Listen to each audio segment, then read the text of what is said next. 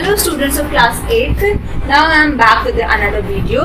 So student, last class में हमने chapter 1 का half part complete किया था. इस class में हम chapter 1 को complete करेंगे. So our new topic is new regional identities in the 18th century. 18th century में कौन कौन से लोग आना शुरू हो गए. औरंगजेब की डेथ के बाद 1707 में जो मुगल एम्पायर था वो धीरे धीरे गिरने लगा, नई पावर्स आने लगी और 18th सेंचुरी में जो डायरेक्ट मुगल रूल जो कंटिन्यूड हो गया, जो डायरेक्ट मुगल रूल था वो कंटिन्यूड हुआ सिर्फ और सिर्फ दिल्ली के पास. मराठास, औरंगजेब के दौरान जो शिवाजी थे उन्होंने मराठा स्टेट को डेवलप किया था महाराष्ट्र में. जो मराठास थे वो बहुत स्ट्रॉन्ग राइवल्स थे मुगल के दक्कन में. शिवाजी के डिसेंडेंट धीरे धीरे इंक्रीज होने लगे और इंक्रीजिंगली डिपेंडेंट थे उसके चीफ मिनिस्टर, जिसे हम पेशवा कहते थे. पेशवा की पोजीशन हेरिडिटरी थी और वो ही आगे जाके रियल रूलर थे. जो पेशवा थे उन्होंने मराठा को एक्सपेंड करा नॉर्थ इंडिया में बहुत सारे पावरफुल मराठा चीफ्स की मदद से.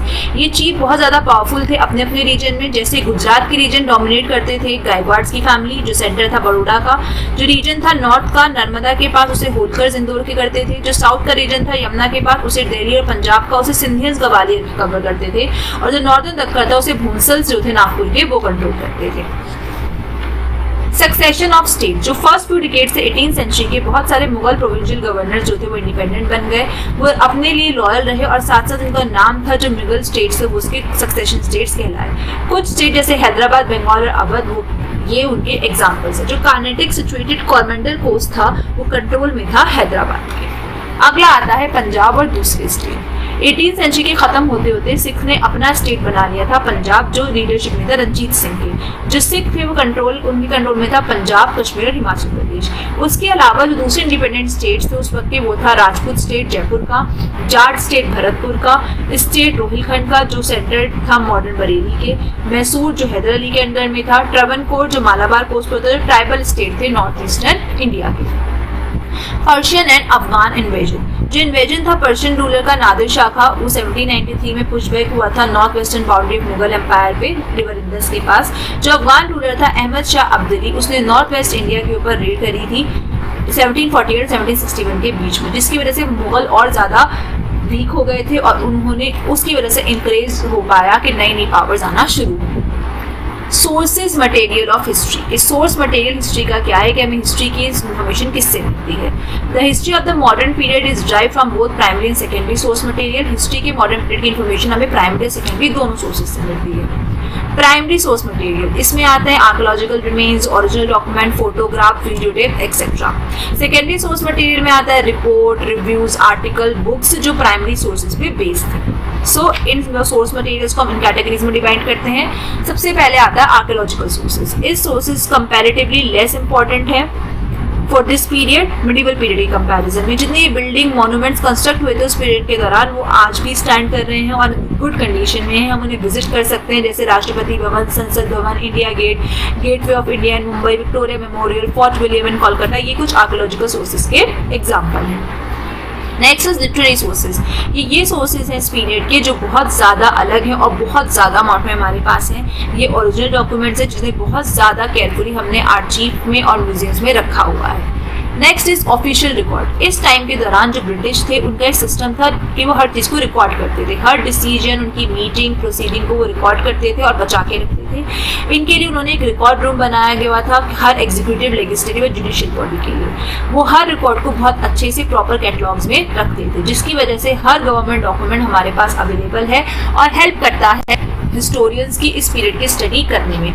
बहुत सारे ऑफिशियल रिकॉर्ड जो हैं इस पीरियड के वो प्रिजर्व्ड है, नेशनल आर्चीव्स ऑफ इंडिया में प्रिजर्व्ड है. Survey report. ब्रिटिश के रूल के दौरान बहुत सारे सर्वेज कंडक्ट किए जाते हैं, जैसे पॉपुलेशन सर्वे, रेवेन्यू और लैंड सर्वे.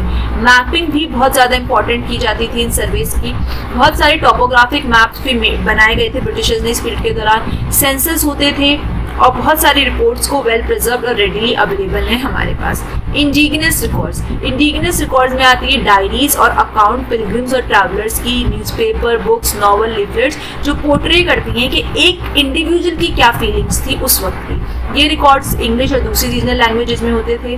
दादा भाई नारोजीज की poverty and un-British rule in India highlight करती है कि किस तरीके का एक्सप्लॉइटिव नेचर था ब्रिटिश रूल का और लोगों को कैसे पता लगा कि ब्रिटिशर्स की असली इंटेंशंस, उनके इरादे क्या हैं. इस रूल के दौरान जो ब्रिटिशर्स थे उन्होंने ट्राई करा हमारी प्रेस को सप्रेस करने में, लेकिन वो उसमें नाकामयाब रहे। So student that's all for this chapter. इस चैप्टर में इतना ही था। आई होप ये चैप्टर आपको अच्छे से समझ में आ गया होगा।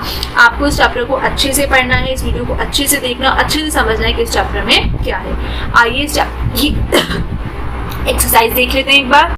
सो सबसे पहले है quiz. The first one is one who established the kingdom of Mysore. Mysore का किंगडम किसने एस्टैब्लिश किया था?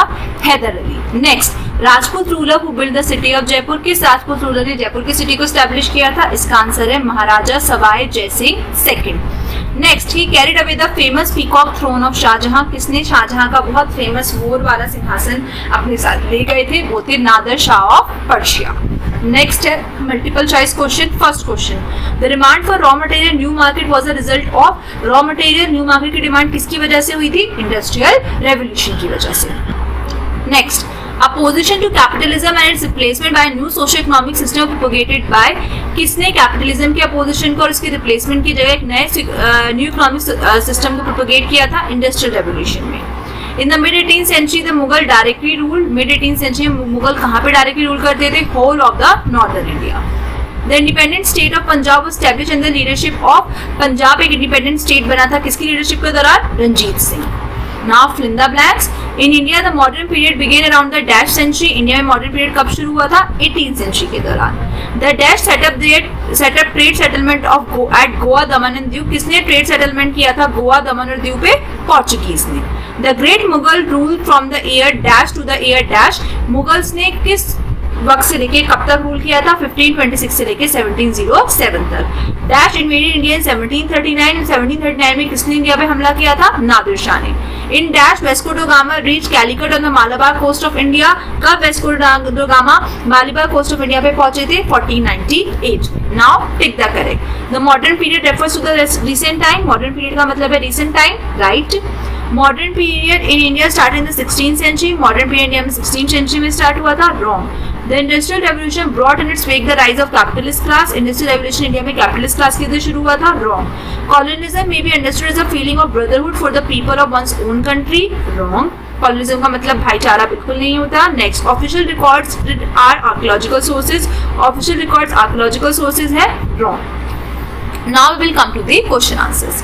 आपको सिर्फ क्वेश्चन आंसर्स ही कॉपी में करने हैं, बाकी सब आपका बुक में रहेगा। आपको कुछ बुक में कॉपी में नहीं करना, आपको कॉपी में सिर्फ क्वेश्चन आंसर्स करने हैं। First question, when and where did the modern period first begin. कब और कहां मॉडर्न पीरियड शुरू हुआ था? इसका आंसर आपको मिलेगा पेज नंबर 7 पे। पेज नंबर 7 पे थॉथट अगेन का second point, the modern period से लेके 15th सेंचुरी तक, ये है आपका answer number 1। Question number 2, what is meant by industrial revolution. Industrial revolution का क्या अर्थ है? आइए ये भी देखते हैं। इसका आंसर मिलेगा आपको पेज नंबर 4 पे।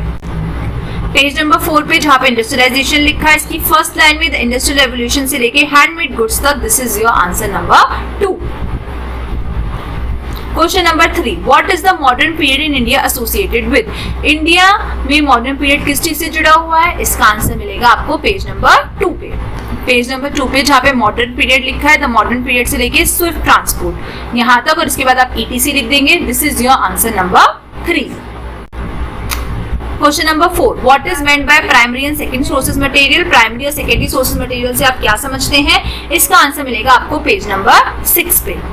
पेज नंबर 6 पे जहां आपका लिखा है सोर्सेज मटेरियल ऑफ हिस्ट्री, इसकी फर्स्ट लाइन में the history of modern period, पहले आप यहां से लेके यहां तक लिखेंगे, this is the A point.